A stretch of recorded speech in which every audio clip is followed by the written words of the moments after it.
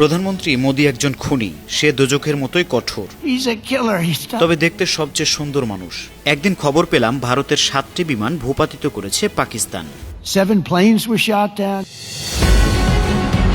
মার্কিন president Donald Trump ভারতের প্রধানমন্ত্রী নরেন্দ্র মোদীকে সবচেয়ে সুন্দর খুনি বলে মন্তব্য করেছেন। এ সময় তিনি মোদীর কণ্ঠস্বরের অনুকরণ করে ব্যঙ্গ করেও কথা বলেন। No, we will fight. स्वदेशी हथियारों की ताकत पूरी दुनिया ने देखी है।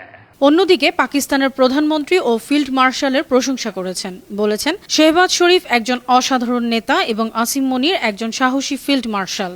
বুধবার 29 অক্টোবর ভারতীয় গণমাধ্যম হিন্দুস্তান টাইমস জানিয়েছে, দক্ষিণ কোরিয়ার গিয়ংজুতে অনুষ্ঠিত এশিয়া প্যাসিফিক অর্থনৈতিক সহযোগিতা এপিক শীর্ষ সম্মেলনের আগেই ট্রাম্প এ মন্তব্য করেছেন। এ সময় ট্রাম্প দাবি করেছেন তার এক ফোন কলেই থেমে গিয়েছিল ভারত পাকিস্তানের যুদ্ধ। ট্রাম্প তার বক্তৃতায় বলেছেন, Prime Minister Modi is the nicest looking guy. And he looks like you'd like to have your father. Like he's a killer. He's tough as hell. প্রধানমন্ত্রী মোদি একজন খুনি, সে দোজখের মতোই কঠোর, তবে দেখতে সবচেয়ে সুন্দর মানুষ। তার প্রতি আমার প্রচুর শ্রদ্ধা ও ভালোবাসা আছে। আমাদের সম্পর্ক খুবই ভালো। পাকিস্তানের প্রধানমন্ত্রী শেহবাজও একজন অসাধারণ মানুষ। তাদের একজন দক্ষ ফিল্ড মার্শাল আছেন, তিনিও একজন দুর্দান্ত ব্যক্তি। আমি তাদের 3 জনকে ব্যক্তিগতভাবে চিনি।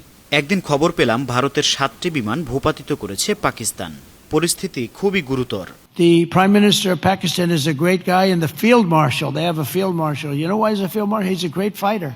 He really is. He's a great guy, too. And so I know them all. And I'm reading that 7 planes were shot down. They're going at it, and they're really starting to go. And it's a big thing. These are 2 nuclear nations. 2 দেশই পারমাণবিক শক্তিধর, তাই এটা ছিল খুবই চিন্তার বিষয়। আমি মোদিকে ফোন করে বললাম, যদি আপনি পাকিস্তানের সঙ্গে যুদ্ধ শুরু করেন, আমরা বাণিজ্য চুক্তি করতে পারবো না। মোদি আমার প্রস্তাব নাকচ করে দেয়। এ সময় ট্রাম্প মোদির কণ্ঠস্বরের অনুকরণ করে বলেন, No, we will fight. না, আমরা লড়ব।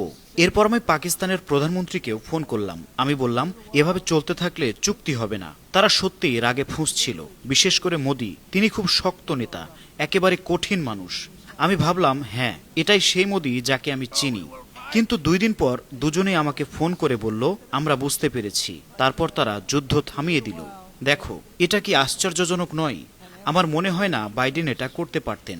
You think Biden would have done that? I don't think so.